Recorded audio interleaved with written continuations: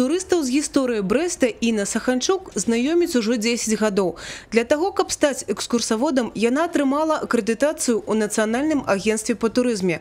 Аб дзейнасці так званых шэрых калег чула ад турыстаў. Я слышала иногда жалобы, вот если группы не только от туристов, но и от других экскурсоводов, о том, что к ним обращаются, допустим, группы некоторые и говорят, что вот мы в прошлый раз, или вот руководитель какой-то группы приехал с другого города, говорит, что в прошлый раз у нас был очень экскурсовод, который что-то не показал, что-то не рассказал, либо кто-то слышит какую-то недостоверную информацию.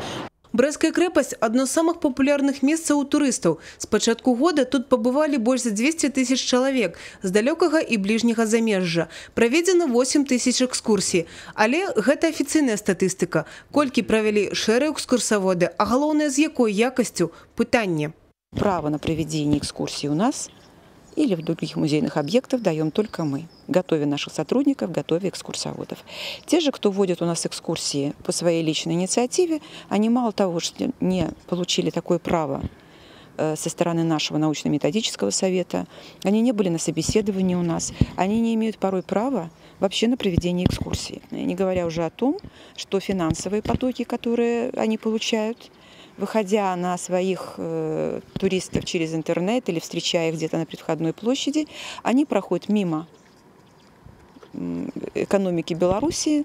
Кожнаму гістарычнаму факту, які работнікі мемарыяла даносяць турыстам, папярэднічае вялікая даследніцкая праца. За змест імправізаваных экскурсій з вусных спецыялістаў-аматараў адказнасць ніхто не нясе. Кто-то слышит, что один провел, второй провел, значит, и я могу провести. Я уже не говорю о том, что проводя в какие-то объекты, которые не являются частью мемориального комплекса, но являются собой Брестской крепостью, они еще ставят под угрозу жизнь наших туристов. Потому что мы допускаем спуски в подвальные помещения, допустим, Белого дворца, если мы поняли, что нам нужны дополнительные вложения, реставрации, мы туда никогда посетителя не поведем. Потому что это дети, это взрослые. Мы отвечаем за каждого туриста. На працягу 10 гадоў прафесійную дзейнасць экскурсаводаў і гідаў-перакладчыкаў рэгулявала пастанова Савета міністраў. Адаптаваць дакумент згодна з рэаліямі часу і прадугледзець адказнасць за самастойнасць у выкладанні гісторыі прапанавала прафесійная супольнасць. Зараз пастанову удасканалілі. Экскурсіі можна будзе праводзіць толькі па атэставаных тэмах. Але і тут штрафы за нелегальную работу пакуль не прапісаны. Адпаведную прапанову Міністэрства спорту і турызму накіравала ў Нацыянальны цэнтр заканадаўства і прававых исследований. Чтобы заниматься данным видом деятельности, необходимо зарегистрироваться юридическим лицом, либо индивидуальным предпринимателем. В городе Бресте в инспекциях на учете состоит 4 субъекта, оказывающих данные услуги экскурсоводов.